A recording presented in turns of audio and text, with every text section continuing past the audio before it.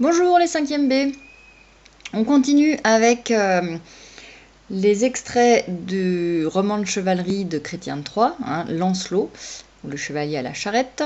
On a vu la dernière fois qu'il avait rencontré la reine Guenièvre, enfin qu'il avait aperçu la reine Guenièvre et que ça lui avait suffi pour en tomber raide dingue amoureux.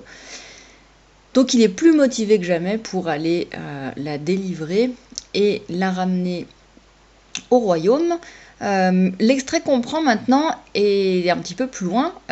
Vous vous souvenez que pour accéder à ce royaume du roi Badmagu, le royaume dont on ne revient jamais, il y a 2 chemins avec 2 ponts qui sont très compliqués à franchir.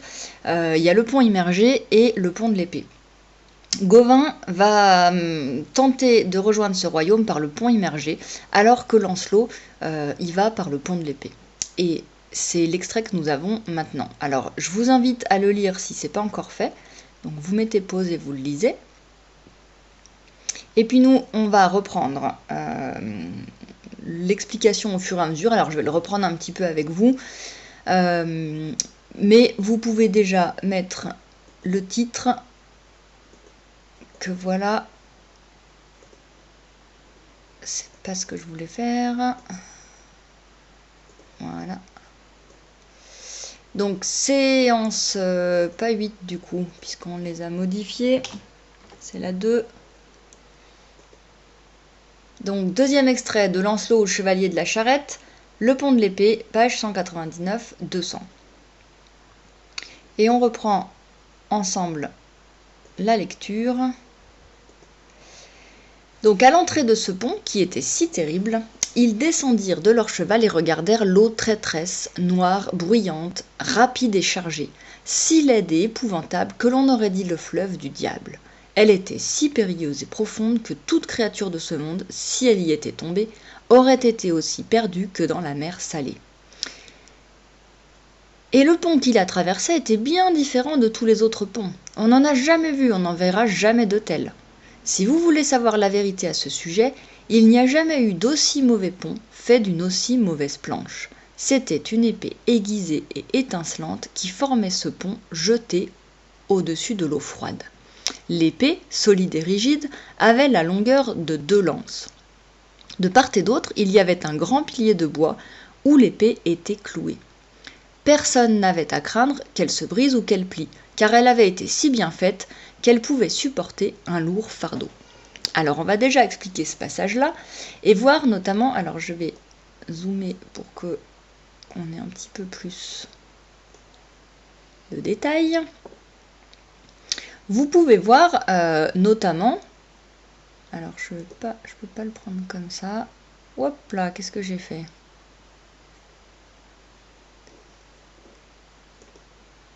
Voilà. Vous pouvez voir notamment qu'il y a de multiples dangers au moment de franchir ce pont. Alors le pont en lui-même, mais déjà, l'auteur insiste en premier sur l'eau qu'il doit traverser.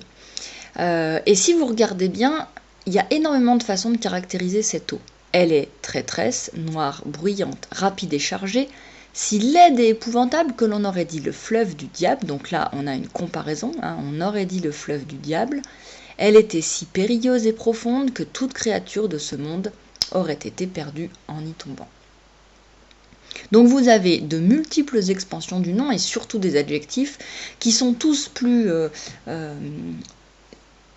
péjoratifs les uns que les autres. Alors ils sont sombres, vous avez traîtresse, noire, bruyante, rapide et chargée, laide, épouvantable, périlleuse et profonde.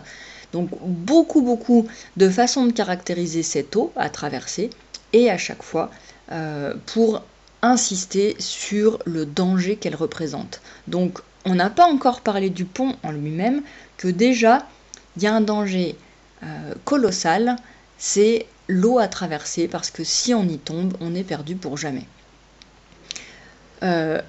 Évidemment, alors je l'ai pas repris en entier pour l'instant, la lecture, mais on n'oublie pas que le but de Chrétien de Troyes, l'auteur, ça va être de valoriser le courage, la ténacité de Lancelot.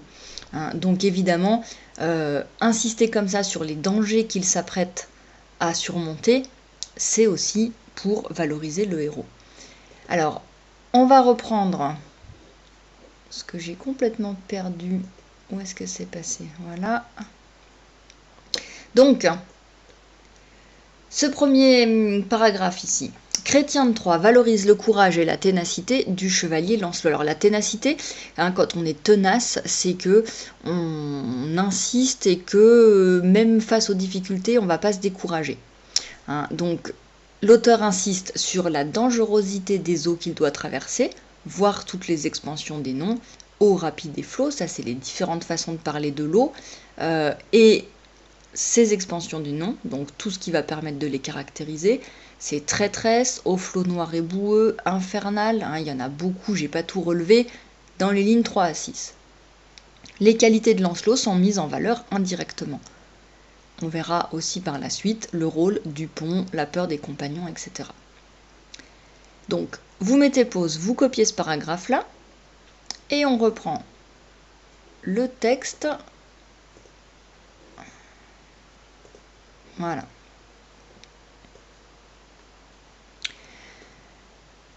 Mais ce qui achevait de démoraliser les deux compagnons qui étaient venus avec le chevalier, c'était l'apparition de deux lions, ou deux léopards, à la tête du pont de l'autre côté de l'eau, attachés à une borne en pierre.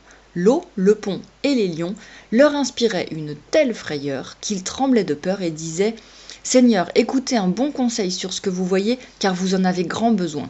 Voilà un pont mal fait, mal assemblé et bien mal charpenté. Si vous ne vous repentez pas tant qu'il en est encore temps, après, il sera trop tard pour le faire. Il faut montrer de la circonspection en plus d'une circonstance.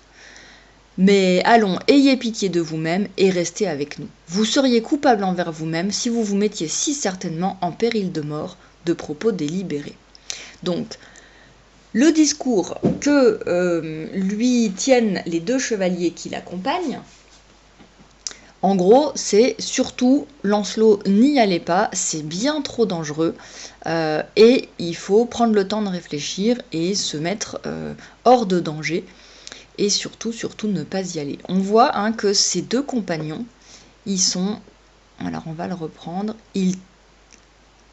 cela leur inspirait une telle frayeur qu'ils tremblaient de peur avant de tenir ce discours-là.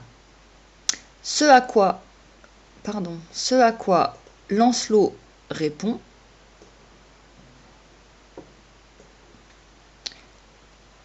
en riant « Seigneur, je vous sais gré de vous émouvoir ainsi pour moi. C'est l'affection et la générosité qui vous inspirent. Je sais bien que vous ne souhaiteriez en aucune façon mon malheur, mais ma foi en Dieu me fait croire qu'il me protégera partout.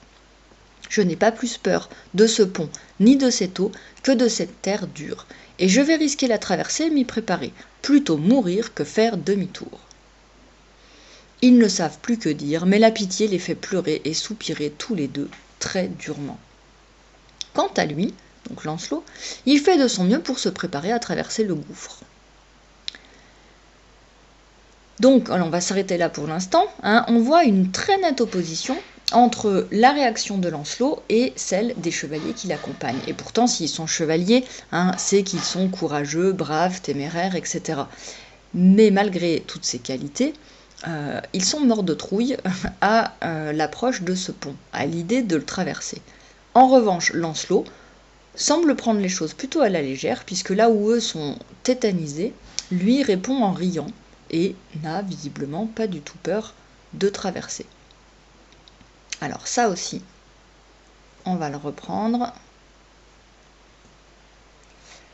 Donc, opposition très nette entre Lancelot et ses deux compagnons qui réagissent de façon complètement différente. Les compagnons sont démoralisés, ligne 15, ils connaissent une telle frayeur qu'ils tremblaient de peur, ligne 18-19, et la pitié les fait pleurer et soupirer, ligne 33. Lancelot, quant à lui, répond en riant, on l'a vu, ligne 26, et il s'exclame « plutôt mourir que de faire demi-tour ». Le point d'exclamation aussi montre sa détermination. Ligne 32.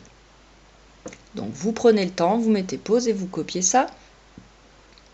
Une fois que c'est fait, on reprend ensemble la fin du texte.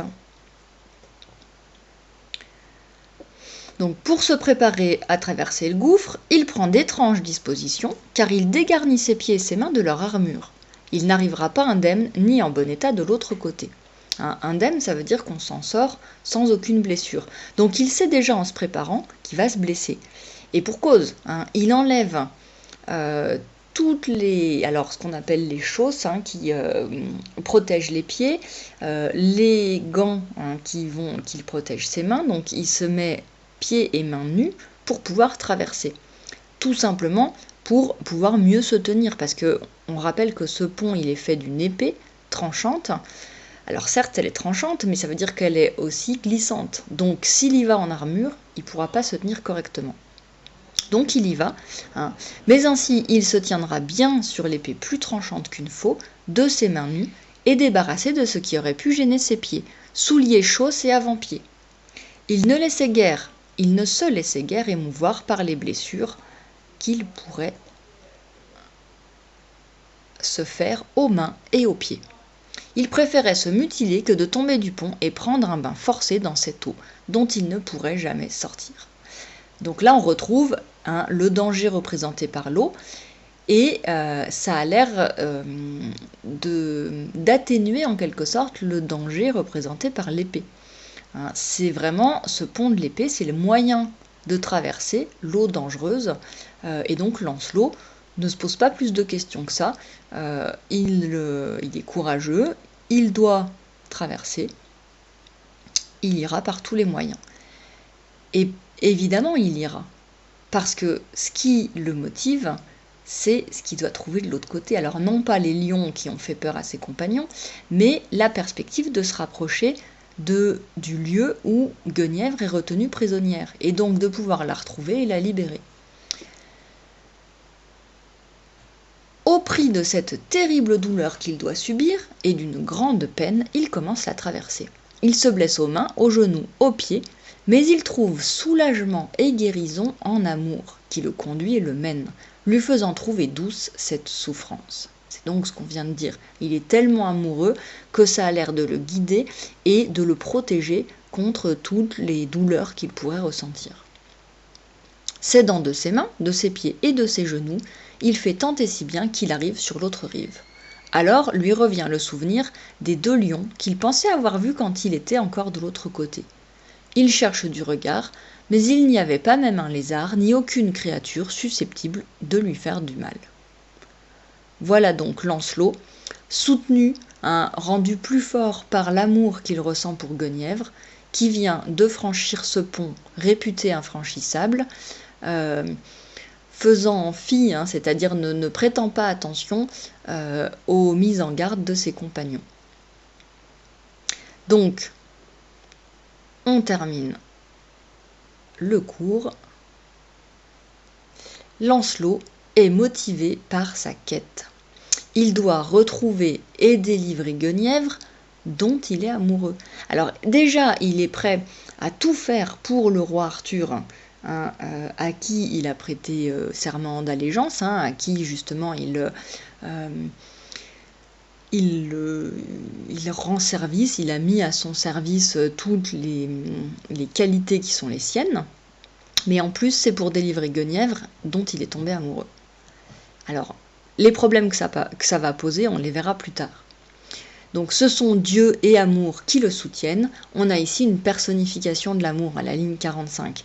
Justement, ce qu'on a expliqué tout à l'heure.